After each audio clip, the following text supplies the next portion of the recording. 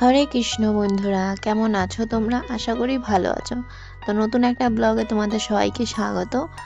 আর আজকে সকাল সকাল আমি উঠে পড়েছি। এখন আমি অনেক কিছু ভিজিয়ে রাখি রাত্রেবেলা, তোমরা আমার মিনি ব্লগে দেখতে পারো।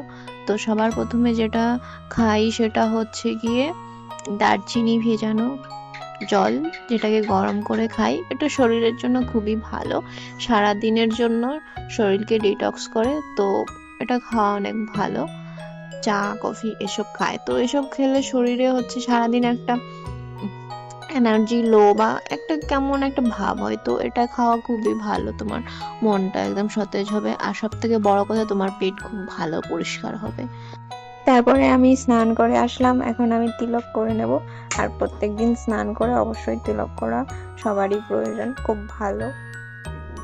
তো তোমরা যারা যারা তিলক করতে পারো না, আমি অনেকবার আমার ভিডিওতে দেখিয়েছি কিভাবে তিলক করতে হয়। তো প্রথমে তিলকটাকে হাতের মধ্যে গুলে নিলাম, তারপরে হচ্ছে গিয়ে আঙুলের সাহায্যে কপালের মধ্যে দিয়ে তিলক করব।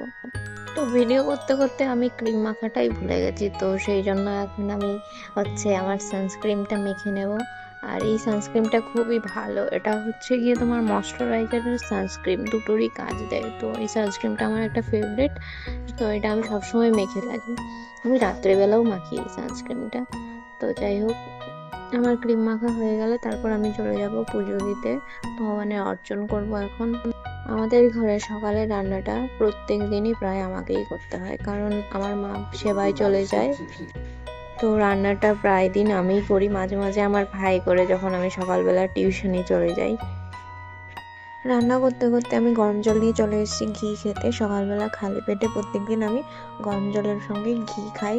তো অন্যান্য দিন আমি কি করি, গ্লাসের মধ্যে দিয়েই খাই, কিন্তু এতে হচ্ছে গিয়ে ঘিটা অনেকটা গ্লাসের মধ্যে লেগে নষ্ট হয়। তো আমার অনেক লাগে যে কতটা নষ্ট হচ্ছে, খারাপ লাগে। সেই জন্য আমি চামচের মধ্যে নিয়ে এইভাবে খেয়ে নিই।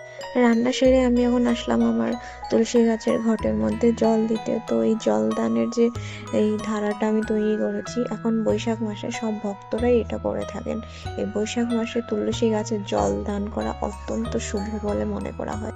আমাদের ঘরের যে সেবার তুলসী গাছ, সেটা এখানে রেখে দিয়েছি ব্যালকনির মধ্যে। এখানে অত রোদও আসে না, আর প্রত্যেকদিন অল্প অল্প করে এইভাবে জল দিয়ে রাখি, ফোঁটা ফোঁটা হয়ে পড়ে সবসময় জায়গাটা আর কি আর্দ্র থাকে। বেশি করে জল একসাথে দিলে কারণ গাছটা হচ্ছে গোড়া পচে যায় এবং মারা যায়। আর এই তুলসী গাছে জলদানের অনেক মাহাত্ম্য রয়েছে। কেউ যদি এই বৈশাখ মাসে প্রত্যেক দিন তুলসী গাছে জল দান করে, শুধু বৈশাখ মাসে না, সারা বছর বৈশাখ মাসে এই যে এই ফলটা বেশি প্রয়োগ হয়, কারণ চারিদিকে তখন খরা থাকে আর বেশিরভাগ তুলসী গাছগুলো এই বৈশাখ মাসেই মারা যায়। তো যদি কেউ প্রত্যেক দিন শুধু তুলসী গাছে জল দেয়, তাহলে সে অবশ্যই বৈকুণ্ঠ ধামে, গোলক ধামে যেতে পারবে, ভগবানের যে অপ্রাকৃত সেবায় সেটাই যুক্ত হতে পারবে। তো সব ভক্তদের জন্য এটা হচ্ছে একটা সুবর্ণ সুযোগ। আর এই ছাদে দেখতে পাচ্ছ, এগুলি সব আমাদের যে বিল্ডিং এ আমাদের পাশে উপরে যে প্রভুরা মাতাজিরা আছেন, সব তাদের তুলসী জলধারা তৈরি করেছে। তো আমি বিকালে একটু ছাদে এসেছিলাম তোমাদের সেগুলোই দর্শন করাতে। এছাড়া তুলসী গাছে জল দিলে তোমার মৃত্যু ভয় যাবে। তুলসী পরিক্রমা করলে যত পাপ আমাদের হয় জেনে অজানে, সবগুলো বিনষ্ট হয়। তারপরে হচ্ছে গিয়ে যদি তুলসী স্পর্শ করা হয়, তাহলে সব রকমের রোগ ব্যাধি নষ্ট হয়, রোগ ব্যাধি হয় না। এছাড়াও তোমরা জানো যে বৈজ্ঞানিক ভাবেও বলা হয়েছে তুলসী গাছের অনেক মাহাত্ম্য রয়েছে। এবার ভগবানকে ভোগ লাগানোর সময় ভগবানের যে কোনো পূজা তুলসী গাছ ছাড়া কখনোই সম্পূর্ণ হয় না। ভগবানকে ভোগ দিলে অবশ্যই তুলসী দিতে হয়, কারণ তুলসী ছাড়া ভগবান কখনোই ভোগ গ্রহণ করেন না। এই বৈশাখ মাসে আরেকটা অনুষ্ঠান হলো ভক্তদের খুবই প্রিয় নৌকা বিলাস, যেটা হচ্ছে অক্ষয় তৃতীয়ার দিন থেকে মায়াপুরে শুরু হয়, 7 দিন ব্যাপী হয়। শ্রী প্রভুপাদের যে সমাধি আছে সেখানে হয়। তারপরে হচ্ছে নৃসিংহ চতুর্দশীর পর থেকে 3 দিন রাজাপুরে হয়। তো প্রথম একদিন হয়ে গেছে, আর আজকে হচ্ছে সেকেন্ড দিন, সেই জন্য আমি আর আমার মা যাচ্ছিলাম। ভিডিওটা তোমরা দেখতে থাকো, কারণ আজকের নৌকা বিলাস আমি তোমাদের পুরোটা দেখানোর চেষ্টা করব। আজ আমাদের যেতে যেতে একটু লেট হয়ে গিয়েছিল আর নৌকা বিলাস শুরু হয়ে গিয়েছিল অনেকটাই। তারপরে এখন বৃষ্টিও আসছিল, মানে প্রচুর হাওয়া চলছে, মনে হচ্ছে প্রচুর জোরে ঝড় বৃষ্টি শুরু হবে। তো এখন হচ্ছে গিয়ে আরতি হচ্ছে, তোমাদের দর্শন করাই, তারপরে আমরা প্রসাদ নিতে যাব। তো এখন আমরা যাচ্ছি প্রসাদ নিতে, আর ঝড় বৃষ্টি ওখানে শুরু হয়ে যাবে মনে হচ্ছে।